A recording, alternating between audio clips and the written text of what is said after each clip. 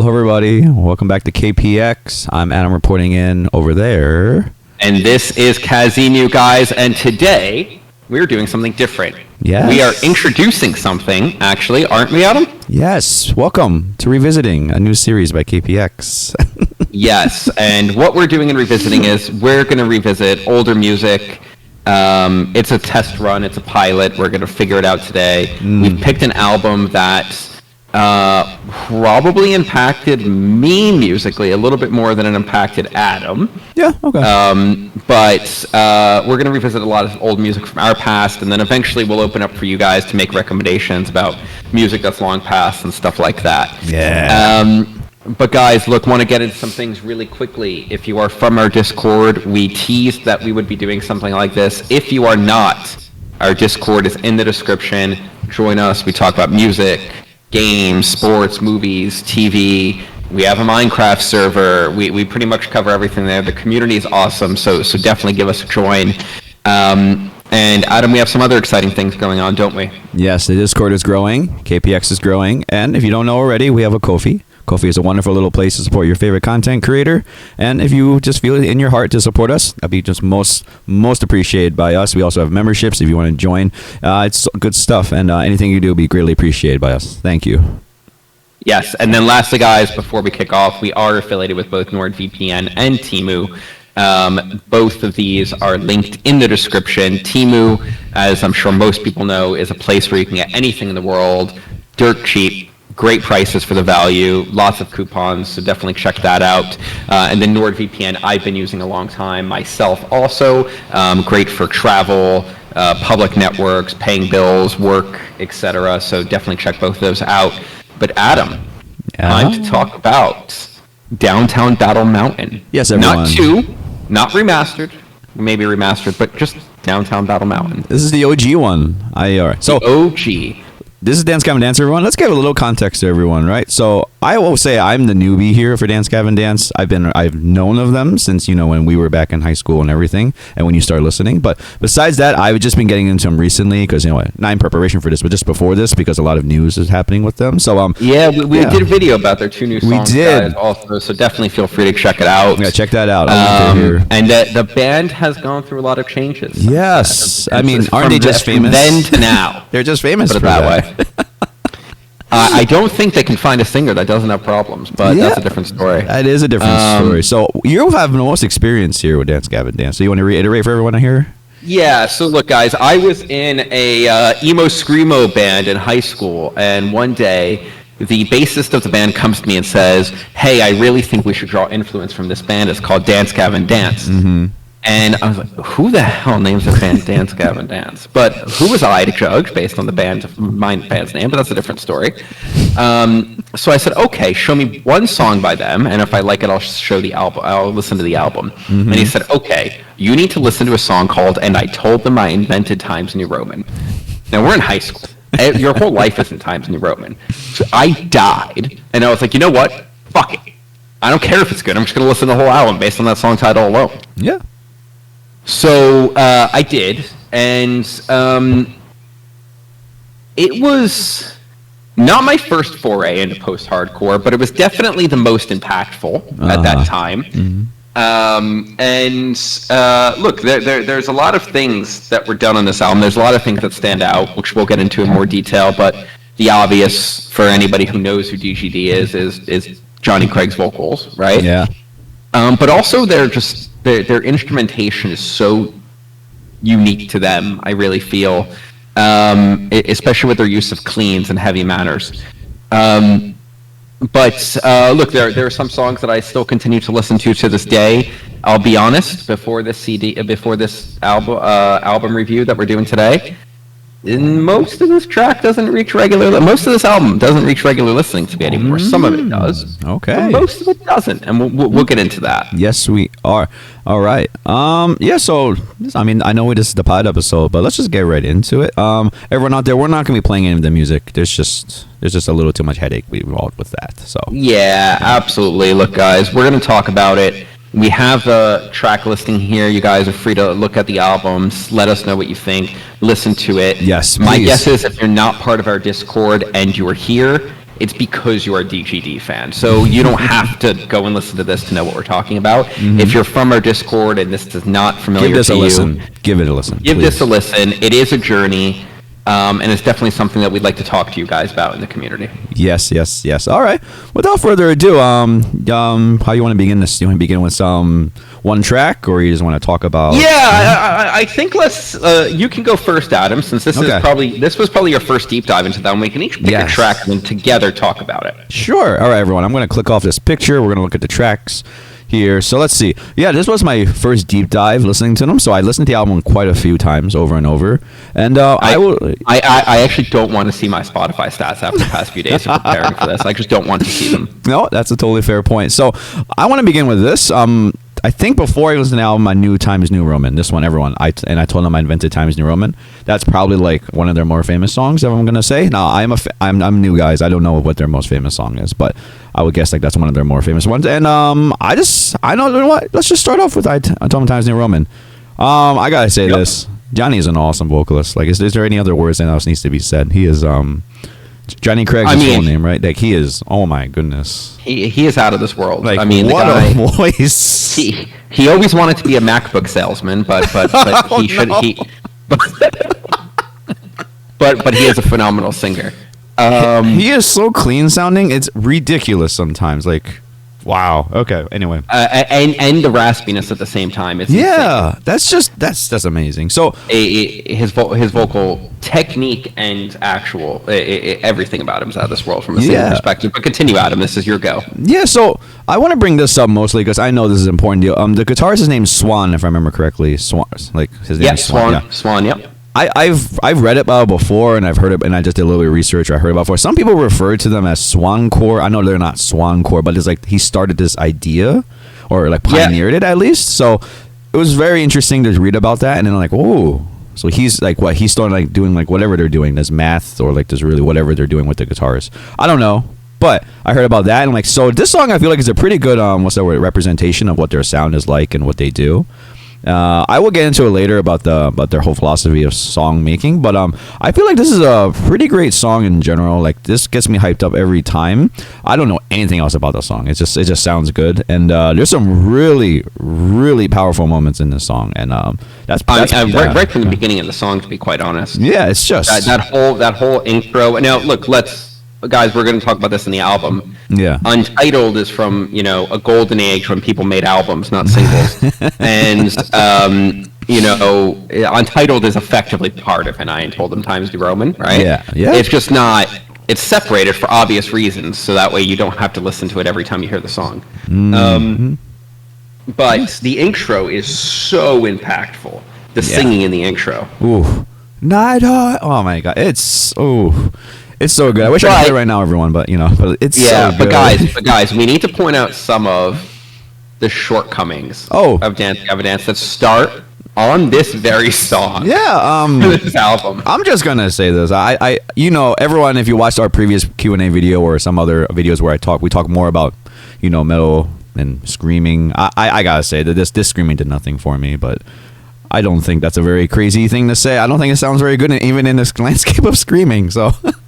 Yeah, look, I mean, I have no issues with screaming in theory. I think the screaming can be just fine. Mm-hmm. I just want to put it out there and say John Mess may have one of my least favorite screams in the history of like the genre of metal or any subcategorization of metal. Okay. I don't have any affection for the way he screams at all. Dear. Also, they, for better and worse, give him the worst lyrics. Okay. Or he writes the worst lyrics. I'm not quite sure. I'll be honest. I can't even hear what he's saying most of the time. So. Yeah, which is sometimes good because what he's saying is so stupid. So, that part that you really like. Right after the intro, right, mm-hmm. where he, they're saying, "Without ever letting go, I knew you'd fall in." Right? Yeah. John is literally saying duck down and hide behind a file cabinet. Oh my God. You've mentioned that a long time ago to me before, and that's hilarious. I blocked it out when I'm listening to it. And it's so bad. And then later in the song, he says, under the weight of all these lights fry or something. It's like, why are we frying? Are these heat? Yeah, okay, ready? This is not why the cast is hollow, sending the rats to follow, under the weight of all these eyes, fry. And he screams that? He screams that. That's why you didn't think that's probably... And you know what? So the weird thing is, usually, at least, this clean vocalist in Dance Gavin Dance actually gets some lyrics that sometimes will cringe. Okay. Are actually pretty decent, right? Mm-hmm. But then John gets stuck with the weirdest lines, and we'll get this because it gets worse. Okay. His lyrics get worse. Okay, I just brought up Genius in front, but like, dang. Yeah, I mean, it's bad. We saw the withered body try to shout. You thought the price of your life was devout. He's screaming this? I can't even tell what he's saying, but that's... Oh, okay. No. Wait. You thought the light? No. The price of light was your vow. Yeah, he screams that. He's screaming this? Oh, okay. Yeah. Wow. Okay. Everyone, I'm just that unfamiliar, or my ears are not good at this. Like, I cannot even tell he was saying that. But okay. Okay. Yeah. Yeah. I have nothing else to say. Like, well, I can talk more about Invented Times in Roma, but it's just. Do you think it's an accurate thing? What I say, it's a pretty good representation of them. I think it is. I'm gonna say why. Yeah. The heavy parts go hard as fuck, and they're great. Minus the screaming, but whatever. The clean parts are so good. The technicality of the guitarists, specifically Swan, is very much displayed here. The song, the band's lack of respect for the most part. At this point in their time, they forego this in the future and get to the point where they literally make a song that's the same thing copy pasted twice. You know, I'm talking about your Strawberry Swisher. Yeah. And their lack of affection for the typical paradigm of verse, pre-chorus, chorus, verse that's the same as the first verse with different words is very much on display from this song, right? Okay. Because although there is repetition, there is a refrain, the parts are different. Musically, the verses are wildly different. There's so much that like they show a range in a way that, you know, if you were just getting into DGD from emo, for example, or from other types of screamo, and this is your first foray into post-hardcore, you probably think that there's severe amounts of attention issues in this, but it's actually that they really flesh out the ideas and they really musically experiment and they have a lot of ideas that they want to fit into each track.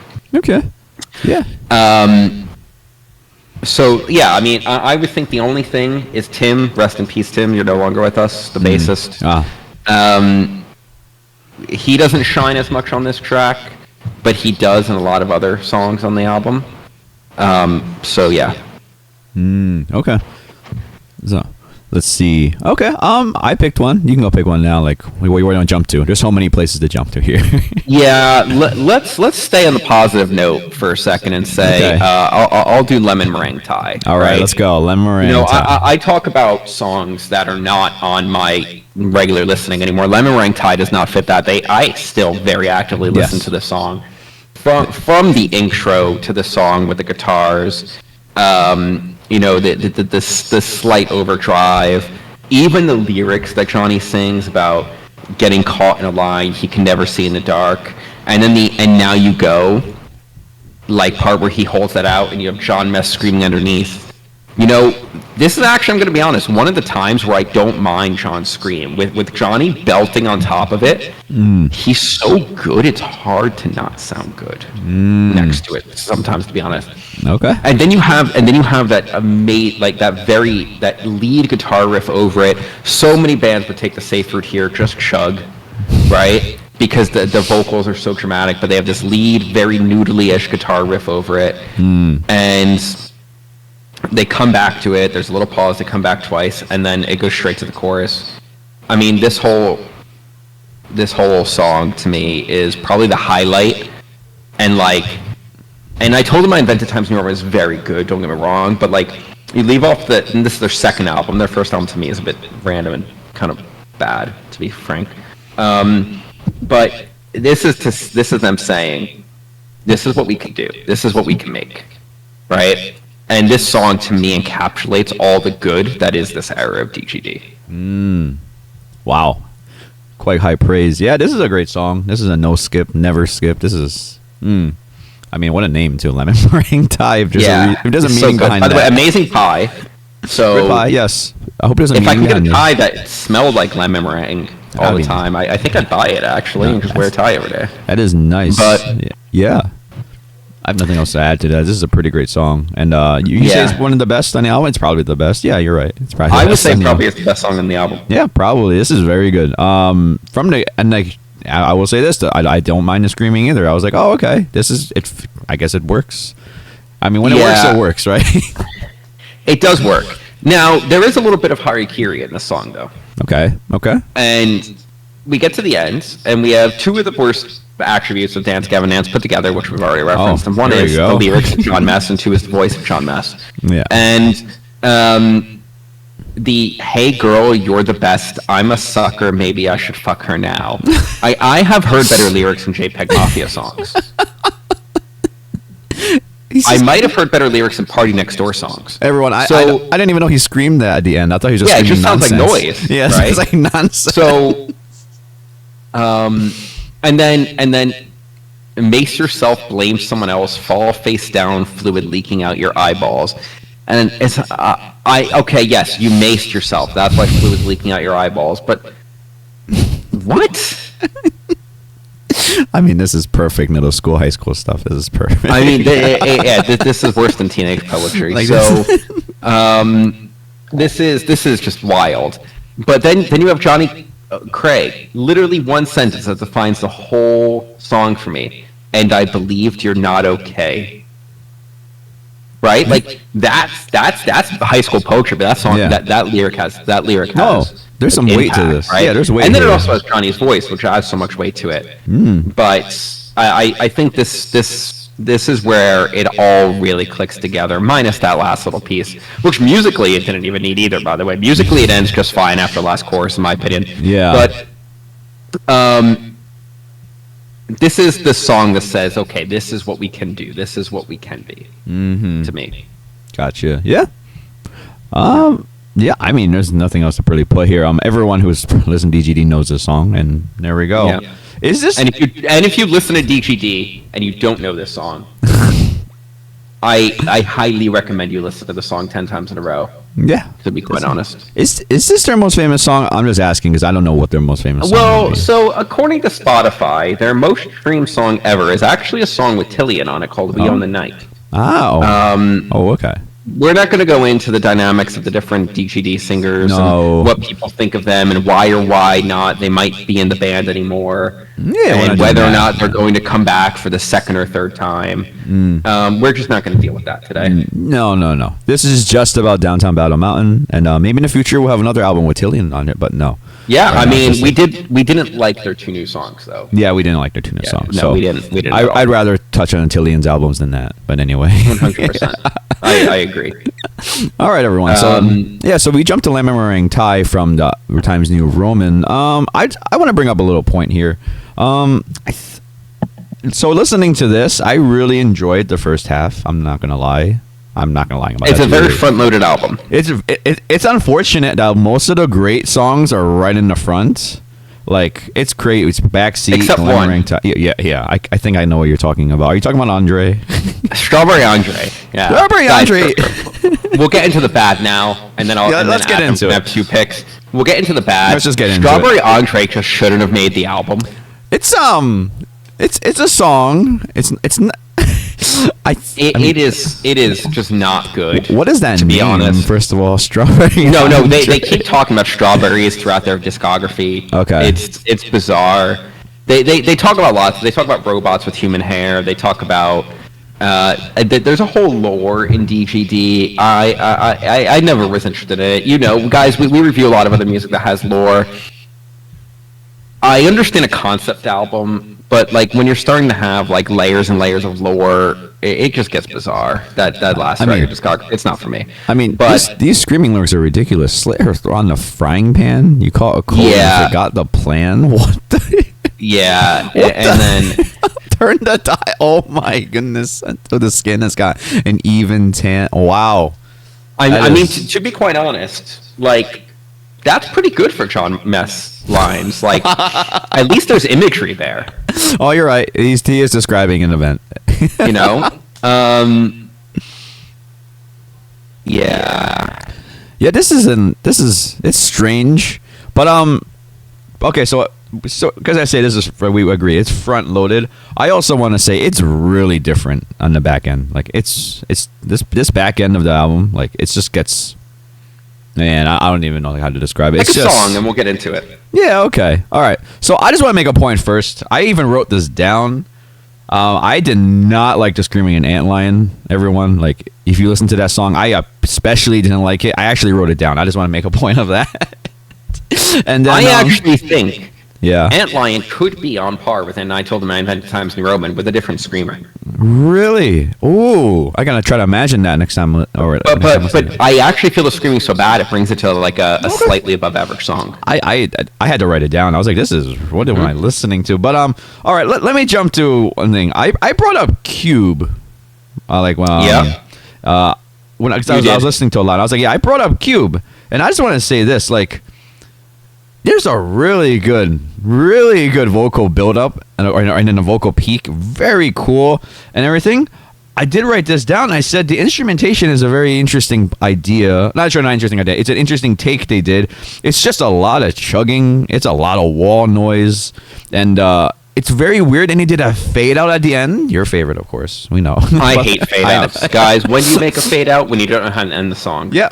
That's all a fade out is for. Fair point. Okay? I couldn't find a conclusion that didn't make me want to continue the riff. Yeah, unless you're like doing out. a chant saying fading out and then you fade out, but even that's corny. But anyway. And yeah, it's been there, done that. Everyone's done it before. So whatever. Yeah, so Cube is weird to me because I really like the peak of it. I like the singing and everything, but it's just under like this. Oh no! And what's under it is just this ridiculous wall of noise, and I'm just like, this was really cool. It's a pretty long song. It's not long, but like 5 minutes, and most of it is this chug, and the last minute of it is just like a fade out idea, and I was just like, wow, this is just. I don't know. I will say this though. Yeah. In the first half of Cube, around very early, around the 30-second mark, it starts. There's a chugging line where the kick stops and the bass keeps chugging. Yeah. In a very good rhythm. And I wish that more bands would chug with just the bass. Oh yeah, that would be nice. I don't need to hear it. And it is so nice. Like, guys, the worst part about chugging, if I'm going to be honest with you, is that it just becomes kick drums. It just becomes an overpowering of drums, and there's a reason why, like, metal albums to me have can get so noisy, so crowded, so, to me, borderline, even if they're very good, amusical, is because goddamn the freaking drums wash everything out. And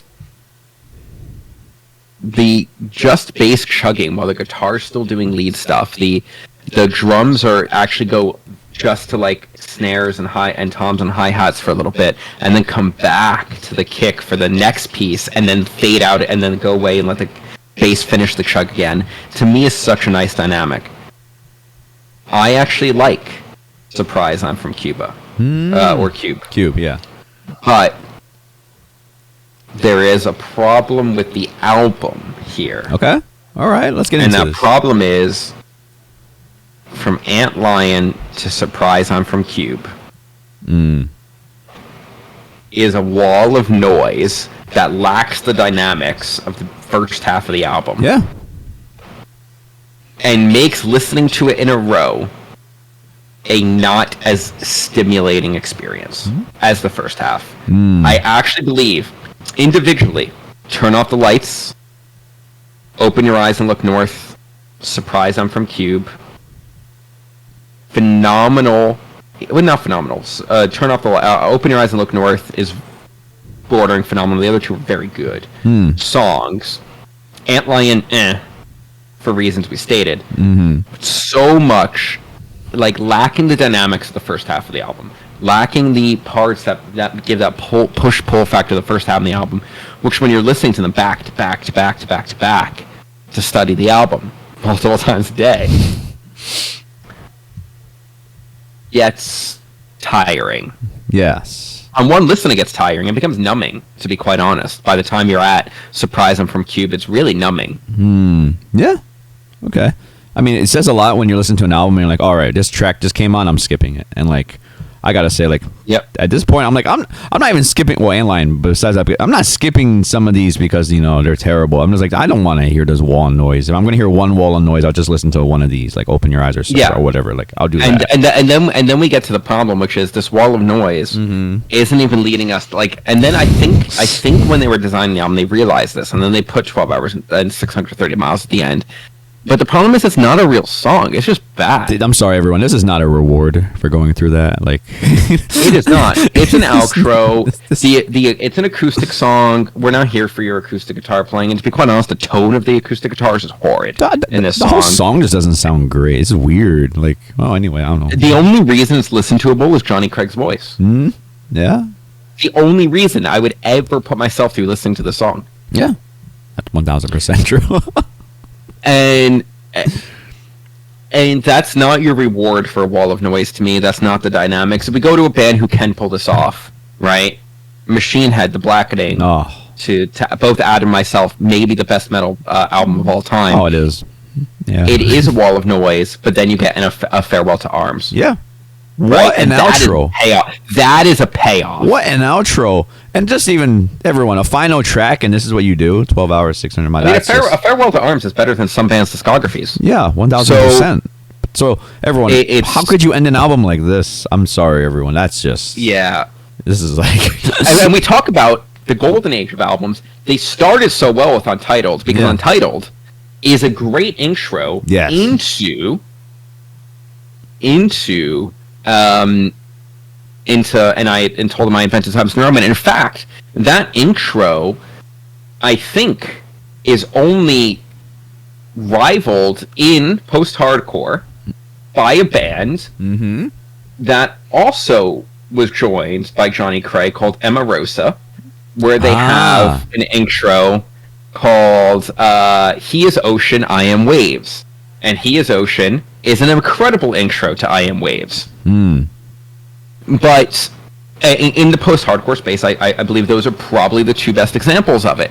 But then to say that you understand, like, entering the album so well, but then to end it on 12 hours and 630 miles, to me, it's a miss. It's a really big miss, especially after the end of the album being sonically the experience it is. Yeah. I mean, I thought it was a joke at first, but no, this is actually the outro. And then I wonder if they played this live. And I wonder if that's even make it to the set list. I hope they haven't. Yeah, I hope for everyone's ears they haven't. Yeah, so interesting. Yeah, I agree, and I think we have to land on the same area. This back half is just, it's an experience, not an experience I want to go through again. But like, yeah, I can listen to Cube and Open Your Eyes again, but like probably just individually and not back to back. Maybe just like 100%. The tracks 8, 9, and 10. I will 100% listen to in their own right. I do not want to listen to them in a row. Yeah, I can't even find a way. I mean, if you just want to listen to Johnny's voice, there's a lot of great examples on his album. And like, yeah, even here, his voice is great. He is not the problem here. I feel like what you said, instrumentation here is just very... And do them wrong. If they were spread out more, right? Like, Meringue Tie has a lot of dynamics, right? Strawberry Entree has some. The Backwards Pumpkin song is decent dynamics. If it was rearranged a little bit to allow a breath, you're talking like playlist wise, right? Like actual playlist wise. Okay.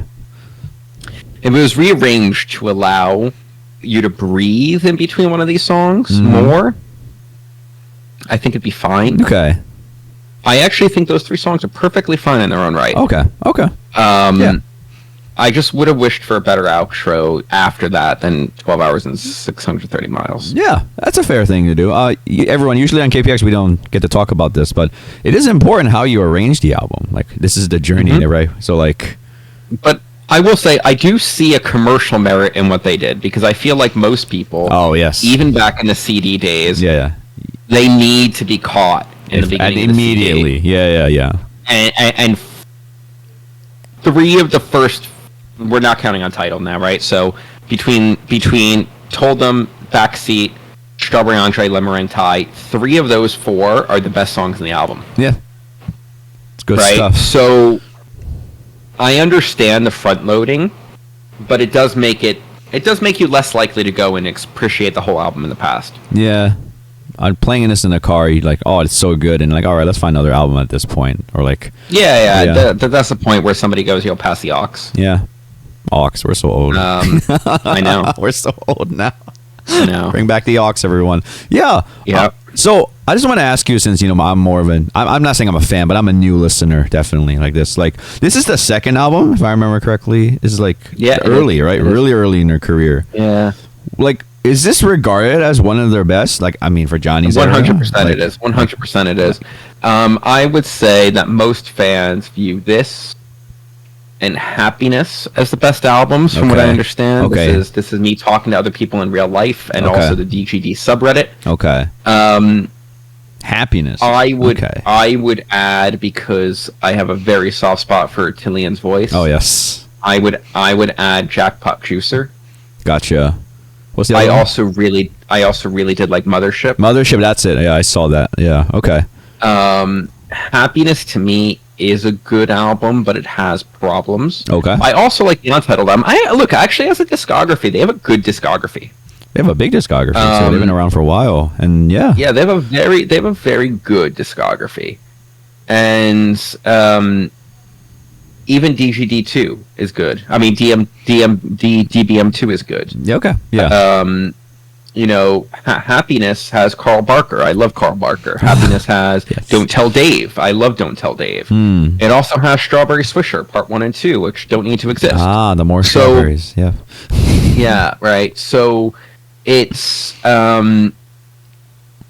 but I would say that this is like a very revered album for most people. Okay. I figured. There's so many bangers on here. Like, it's already so great. Yeah. And we have like complaints about this, but like most bands would kill to have these kind of complaints only. Like, 100%. There's just so much stuff here. Like, okay. Yeah, so I'm getting into it. I was like, any DGD fans out there, please let me know, like, I mean, because Eno's going to let me know too, but like, what album I should listen to next, because this is just a very interesting idea of it. And but I will say one thing. I don't know if it's the same afterwards, but there is a feeling of samey from them. It's a lot of noise. Like, it's a lot of riffs over, like, not even riffs. Like, they make a lot of different kind of riffs. I know they like to flesh things out, but like, when every song starts doing it, you're just like, okay, I'm getting confused, or I'm just not feeling like this is just like enough uniqueness. I don't know if the rest of discography is like this, but I get that feeling. But so I just want to like ask you, and like maybe ask any of the it gets a little poppier with Tillian in some ways, like vocal melody wise. Okay. It stays this way, and look, it is post-hardcore. Mm-hmm. You cannot escape the combination of technicality, the combination of math, of the screaming and the drums and the chugging, combined with the noodliness. The noise element is quintessential to post-hardcore. Fair. Right. But I think, and this is where I'm going to get to it, I think DGD is best digested in songs, not in albums. And this is my personal view. And one of the reasons for this is you can feel the dynamics, you can feel the intricacies, you can feel this is what they did here, this is what they did there, this is what why they added this part to this song, how good this clean part is, how good this heavy part is, how interesting and mathy this chugging is, how interesting and articulate and musically complex this arpeggiation is. You can get to that without just hearing, which is the back half of this album, noise. Interesting. Noise. Digest it in songs. I feel I'd rather digest it in much smaller doses. Okay. And not necessarily less frequency, but not all at once. Okay. That's a very good one. Interesting. So because you say that, I just want to bring it up. Does that say something about them or the genre? I mean, the genre, maybe. I think it says something about the genre. Okay. More than it says something about them. Okay. I think this album and DGD as a whole encapsulate the peak of post-hardcore. The peak. Oh, okay. Yeah. So it peaked with them. To be quite honest. It peaked with DGD. Okay. Yeah, I think so. I think Yeah. there's other good post-hardcore, but I think that encapsulating doing it correctly and doing it well and having it also feel something, which we talk about in music a lot, has to make you feel something. Of course, yes. I think DGD does better. Can't argue with you there. Okay. And a lot of post-hardcore bands get everything else. They get the technicality, they get the speed, they get the energy, they get the vocals, even sometimes very good vocals. They get the screaming. Of course, largely better screaming than John Mess, technically. Probably better lyrics more than half of the time. But they miss on the emotional level, and part of that is the guitar playing. I really feel Swan's a phenomenal guitar player. Tim was a phenomenal bassist, right? You know, and then part of that is also the vocalists. They've never had a bad vocalist. They've never had a vocalist that was an emotional singer. Okay. Johnny, phenomenally emotional. Tillian, even Kurt was a very good singer. You know, so I think that they've just done that better, and that was one of the reasons that we were let down by the newest release, I think. Yeah, that newest release is nothing compared to this. Everyone, just No. we did a reaction. You should see it, but like this is that's not even in the same stratosphere. Yeah. Anyway, this album is something else. I'm very glad I listened to it. I didn't listen to it too much when I was back then, but now I can appreciate it a lot more. Back then, I was probably not going to appreciate it as much as I do now. I think back then you were like beginning your exit from metal and metal subgenres when I showed it to you. Yeah. So you probably just heard, this is what I'm trying to get away from. Maybe. Where now that you're much more removed from it, you could probably appreciate it a little bit more. Yeah, there's like I will agree with everything you said about it. Like there are some things I'm like, wow, you can definitely do this better, or like sometimes like, oh, that's a little redundant, or some of these lyrics. But like besides that, like every group has these problems, and these are just minor gripes. Just that the peaks are so high here. It's very.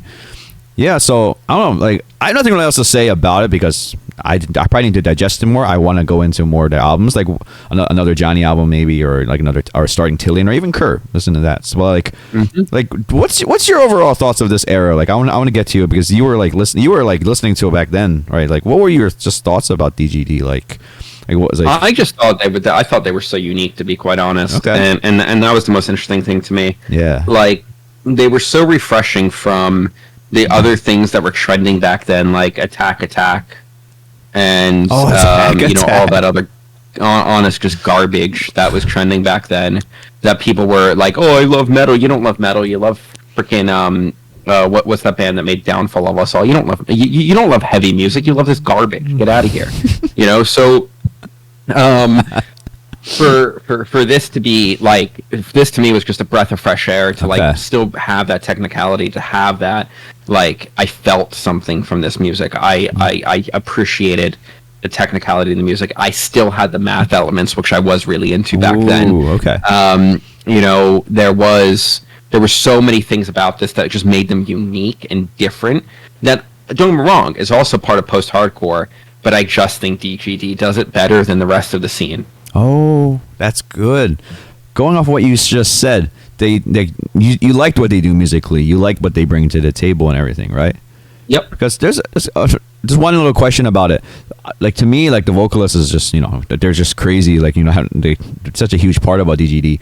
Do you think if their vocalists were a little bit lower on the spectrum, like quality wise, do you think they would have caught the same amount of attention that they do? No, Emma Rosa with Johnny Craig didn't catch half the attention. They're very good. They're very good. They're very good musicians. It was a very good album. Yeah. They're not Mike's. They're not Swan. Right. They're not Tim. They're not what DGD is as a whole, as a completed unit. And I think that's fair enough. Like DGD has had 4 albums in the top 20 Billboard. Yeah. Crazy. Post-hardcore bands don't do that. Yeah. Right? And yes, a lot of it was during the emo craze, right? Which this has emo elements. But other bands were part of that too, and they didn't do this. Yeah. They didn't do that. Yeah. Right? And DGD comes together and provides very well-made music, objectively talented music. Mm-hmm. Right? but also gives you a lot to want. It gives you a lot to like. It gives you that poppy element, gives you that catchy element. It gives you more than just the heaviness or the musicality or the catchiness. It gives you all of it. And they did this for album after album.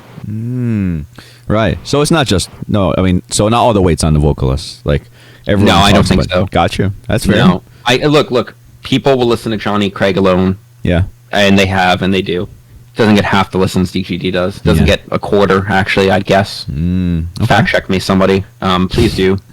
Emma Rosa with Johnny Craig doesn't get half the listens of DGD. Yeah. And it was a very good. I actually like Emma Rosa before and after Johnny Craig, too. Specifically before. Yeah. But his album with them is a phenomenal album. It's not this. Right? Hillian's solo career. He'll probably do fine. He'll make money. It will never be what 10 plus years of DGD was. Yeah. There's much. The vocalist is a piece of the pie and a flourish to me on top of music that's already very okay. good. Cool. And it just so happened that their flourishes were also exceptional for the majority of this band's existence. Yeah. I mean, you can guess why they're so famous. There's just so many good parts of this unit. That's great. Yep. Yeah. Okay. I have nothing else to say about this. So, like, you as a DGD fan, do you have anything you want to say about this album or DGD in general right now? Like, we covered a lot already, but like, I don't really have much to add. I'm not looking forward to this heavier, more scream forward sound that they're going down. Yeah, everyone. Yeah. But you know what? That's okay. They're allowed to grow. I don't have to grow with them. That's true. They can go on any journey they want. You don't have to follow along. That's right. And you know what? I hope other people appreciate it and they continue to make money. They're talented musicians. It's just not the direction that I like them in. That's all. Yeah, that's fine. Do what you want. That's what artists is. I just want to say this is the pilot. Are we going to rate this? You know what? Let's do it. Let's rate it. Let's rate it. All right. So rating albums. I don't think we've done that yet, so this is a hard one. We haven't rated an album yet, but let me explain our scale, guys. So we rate out of 13 on this channel. If you're new to us, if you haven't heard, if you know, then you know. 6.5 is dead average. Yeah. Anything above 6.5 is net good. Anything below is net bad. 13 is perfection. I don't think we've actually given it on the channel yet. I know there's an exception, Discord, but that's not real. And then 1 is we're sorry for ever taking on this journey. We also haven't given on the channel at the time of recording this. Yes.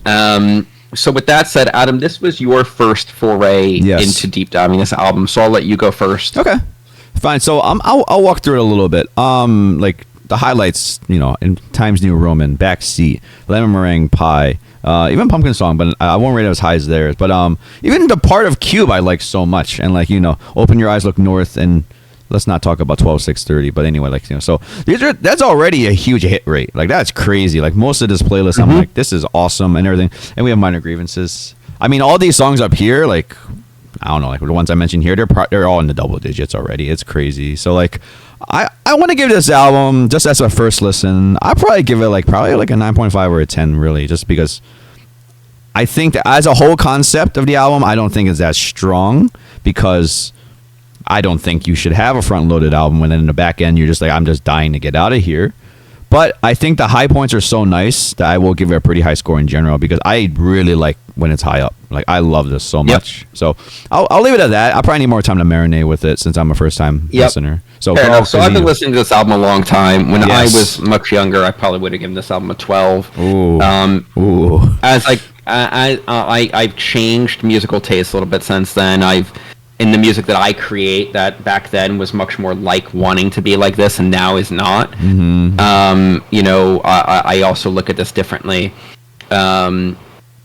I think I'm spot on with you at a 10. Okay. And I'm going to explain why, guys. Look, they nailed the intro to the album correctly. It goes in with, safe to say, after Times New Roman, goes into Lemon Meringue Tie. I actually still think Backward Pumpkin Song, we would be giving the song a lot more credit if it wasn't after Lemon Meringue Tie. Yeah, that's a fair point. Antlion is a very well-made song that's ruined by screaming, but still very good. And the last 3 songs, all while I'm excluding 12 hours, right? So the last 3 songs, all while very good, I just feel shouldn't be in a row. And then you have the worst intro ever, worst outro ever, possibly. But I think that this album hits so many high. Like, when it hits highs, it's hitting very, very high. Like, I would give Meringue Tie a 12.5 out of 13. Yeah. Right? Yeah. You know, I would give, and I told him about Times New Roman 11.5, maybe even a 12 out of 13. Yeah. Strawberry Andre, like, look, I'm going to be honest, guys. We're saying it should have missed this album. I don't like the song, but there are a lot of groups that would kill to have that be the worst song on the album. Yeah. Right? You know, if you're going and telling somebody the worst song on my album was Strawberry Andre, you have a decent album. Yeah. You don't have a great album, but you have a decent album. Yeah. Right? So, or if you said that's my best song on the album, you still probably have a decent album, is what I'm saying. Yeah. So, there's a lot of good on this album. I think that it needed more time and maybe adjusting the track listing. Yeah. Or it just needs a younger ear that's more like, give me that heavy all in a row. But this is such a good album. It encapsulates what they can do. It demonstrates what post-hardcore as a genre can do. And, you know, it doesn't overstay its welcome with long tracks of let me show you my talent for no reason over and over again, or, you know, 17 tracks of maybe some of these should have hit the filler bin and been junk. All right, everyone. 10s across the board. What a great first inaugural rating. Yes, absolutely, guys. Now, I know for a lot of you in the Discord, we haven't covered music like this that you've listened to. Maybe this isn't something that you're into. That's fine. Yeah. We still, you know, give some of it a listen. Have a conversation with us. Yeah. And, guys, if you're not from the Discord, join and talk to us about this. Yes, absolutely. We encourage everyone to listen to this if you haven't. And if you have, we want to hear, definitely. Still want to hear your 100%. Opinion. Yeah, so, everyone, thanks for joining. I have nothing else to say to everyone else. Discord, everyone. Please, I implore you, listen to this. Give us some feedback about this. But anyway, yeah. So anything I want to say to the fans, because, you know. No, guys, thank you. Give us a like and subscribe. It's been a pleasure having you, and we'll catch you next time. All right. Have a good one, everyone.